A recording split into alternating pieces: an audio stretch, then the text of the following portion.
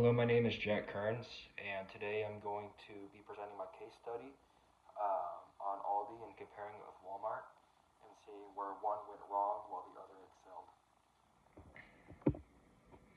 So first, taking a look at Walmart, we're going to kind of analyze what contributed to its losing its way in the 2010s.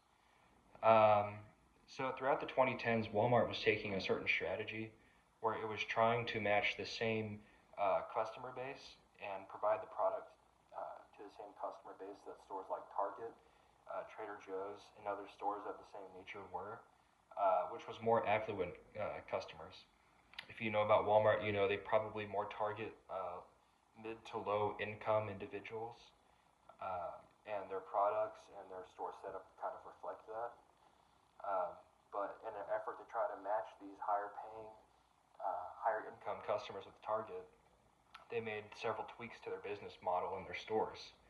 So this included creating more aisle space inside of their stores, which also resulted in less products being ordered for the store. Another strategy they took was creating these neighborhood markets. These neighborhood markets were smaller Walmart stores, which were kind of focusing on the lower markets being stores like Aldi, Dollar General, places like that.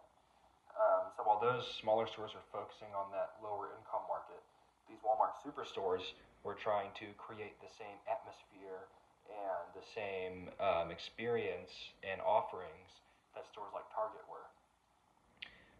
Unfortunately, this did not turn out super well for Walmart. During this time, Walmart endured several scandals. They had lawsuits and even a bribery probe.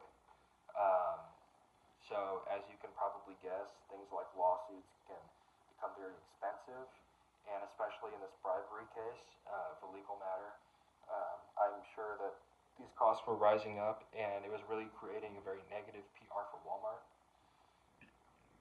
As well as this, the stock price took a hit, and one of the reasons for that was lower wages for employees. So obviously, if there's a store in a market and the wages are lower at that store, employees are going to start leaving, going other places. There's going to be high turnover. That's not great for the company's stock price. It's not great for its sustainability. And so that's what started to happen with Walmart. And sharing on top, Walmart's neighborhood market stores did not perform very well. They had to close a really good number of the ones they had opened because they didn't perform as expected. The whole strategy, while it seemed like it might work out, really kind of turned into a large mess for Walmart. Now looking at Aldi, what made them a leader, especially during this time? Well, a lot of Aldi's methods are actually, they originated from wartime Germany. Things like using the quarter to get your cart, things like having to buy your bag at the end of your purchase.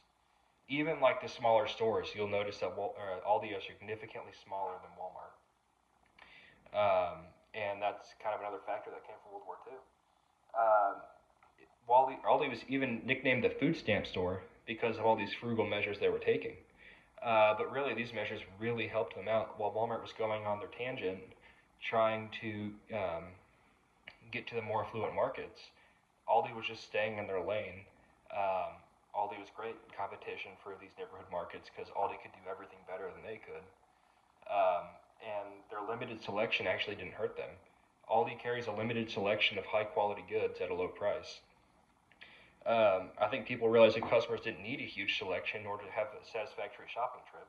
And they could also get in and out of a store much more quickly than having to walk around a massive Walmart superstore. There's obviously some challenges for Aldi. Rising costs could really hurt their angle as the low-cost food stamp store, so to speak. But I still think they can keep this competitive advantage. I think they have their business model down better than any other grocer does. And I think Aldi will continue to be sustainable and will continue to be a market leader in the low-cost grocery sector. Thank you.